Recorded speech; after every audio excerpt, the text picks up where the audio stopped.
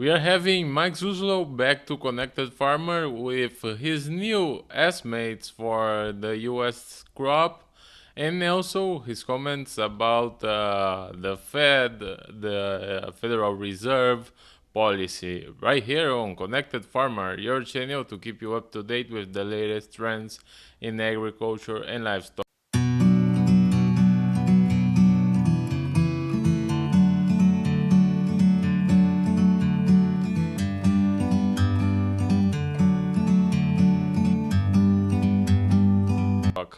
So, Mike, before we got into the hot issue of your estimates that everybody wants to know, I want you to comment a little bit about the Fed decision. How is that going to impact the farm economy there? Yeah, this is probably, I'm, Louise, probably one of the most nervous I've been before a USDA report on Thursday's upcoming numbers. And it's not so much about the supply demand fundamentals that I'm nervous about. In fact, I feel better after the last week or so with some of the new supply demand fundamentals, some of the new demand things that we're seeing that we could talk about later. But I'm probably the most nervous because the macro side of the equation, the macro markets, and we've seen the emerging markets really take a hit in their currencies. The dollar has flagged higher. It's gotten that buy signal that I've been worried about, and the crude oil has dropped, substantially, and we're at 4-month lows in some of the crude oil prices as of the beginning of this week, middle of this week. And I think this goes back and is at the heart of this is the Federal Reserve monetary policy. And I think it goes back to the jobs data, the consumer price index data, the producer price index data. They're all flagging a lot higher inflation levels than the Fed was kind of assuring us that it was just going to be transitory. And while they still keep that line of thinking and they keep that rhetoric going as we get into the Jackson Hole Symposium for monetary policy at the end of this month, which is an extremely important meeting every year. And I think it's going to be a very important one again this year. But as we get towards that meeting, the market's starting to feel as though the taper is coming and bond yields are going higher. The stock market's holding up very, very well because of some of the earnings that are still coming out.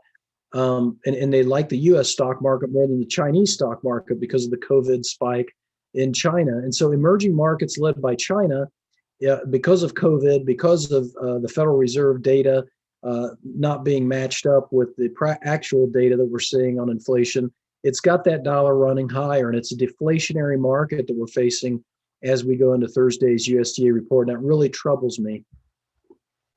Yes, and I would like to know if you think the U.S. farmer should be ready for higher interest rates next year, because if you think that is going to happen, you need to take some decisions today.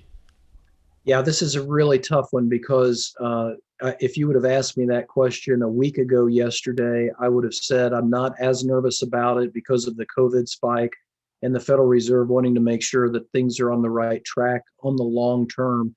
But with these new bills being passed, the $1 trillion infrastructure bill being passed, another $3.5 trillion spending bill right behind it before the Congress goes on August recess, the Senate just getting ready to pass that second one and trying to get it over to the House right away. If those all go through, I don't know how you cannot have higher interest rates because of the inflationary pressures and just the look of what the spending amounts will be when you put all this on top of the COVID related spending.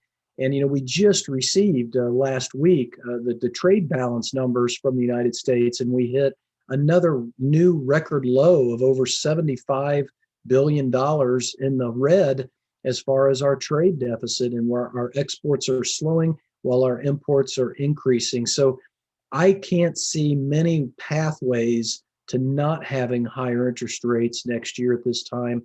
The question I have is how quickly could those interest rates go up, and what can the Fed and the fiscal policy side do to keep that mitigated? And I'm really starting to work hard on that. And this is what I've drilled down in terms of what I just talked about with the dollar and the macro side. And then this follow-up question you just gave me, I believe the supply in corn and beans in the United States is falling, not going higher right now. I believe the demand is relatively stable. But what I will not do is put the macro side and let it hit me and take prices lower because of these macro issues you and I are talking about, especially with this policy on the infrastructure bill and this new climate bill, social spending bill, this $3.5 trillion bill. I'm very nervous that that's going to negatively impact the corn ethanol because we're going to move from fossil fuels to electric fuel very, very quickly if this bill gets passed from what I am hearing and what I'm reading right now. And it's early on. I'm not sure that's right, but I think that's what I have to be worried about. So if I lose my technical support levels after Thursday's numbers come out, especially if it's a bullish report, I will go ahead and put some puts in place like we've been talking about for the last month or so. Well, you are mentioning less supply in the US, so I have to ask you if we don't have to ration more demand. No, I don't think we do because the prices have fallen fast enough and we've remained low enough in prices. And we're starting to see some of our major competitors' prices go up because they have supply problems. Just today, before we went on the air, I think it was the Euronext wheat market over in Europe made a brand new 4-month high as the French wheat is getting harvested. It's been rained on. The yields are not as good as the some of the traders thought it would be. And the Russian prices are also escalating. So we're seeing our major competitors in Europe and in the Baltic states really give us, I think, in the United States and South America to a lesser degree, give us a kind of a better look in terms of demand because there's probably going to be less substitution because of the wheat premium over the corn now and less competition. A week ago in France, the Rhone River price was about $272 a ton, US dollars. Today at the close, it was $285. Just in 1 week, it's gone up around $15 a ton. And that compares to the U.S. Gulf price of around 277 to 281. So we're getting competitive with France, and we're going to get competitive with Russia. I think the Russian 12% protein wheat went up to $285 a ton as of the close today. So I think this demand rationing issue is not as significant. And I think these export sales we're starting to see in soybeans from China and Mexico bought some corn today. I think we're starting to see the prices have actually fallen to find and seek out demand. Yes, and today, before we went on the air, Conab updated their numbers on Brazil when all the market already knew that there will be a significant cut in the Brazilian corn crop. So where are you standing right now on the U.S. estimates? Because I think the Brazilian crop is pretty defined right now. Yeah, I was going to ask you about that. I'm glad you asked that question in that form because I think CONAB came in at about 86.65 million tons. USDA's July number was 93. I guess I'm still thinking that we're going to be a little bit below 85, maybe down around 84 and a half. Do you think we're pretty much done with CONAB's latest update?